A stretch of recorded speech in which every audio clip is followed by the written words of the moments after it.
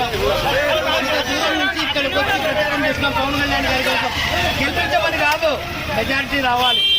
తప్పకుండా మెజారిటీ 1,00,000 దాటించాలి. మేము ప్రచారం చేసే వరకే మా బాధ్యత. కానీ ఓట్లు వేసి గెలిపించేస్తాం. మీరే 700 కిలోమీటర్లు ప్రయాణం చేసి ప్రచారం చేసుకోవడం కాదు. మీరు ఓట్లు వేసి ఆ సర్టిఫికెట్ మెజారిటీ దయచేసి అందరూ రాజుగారికే ఓటు వేయండి.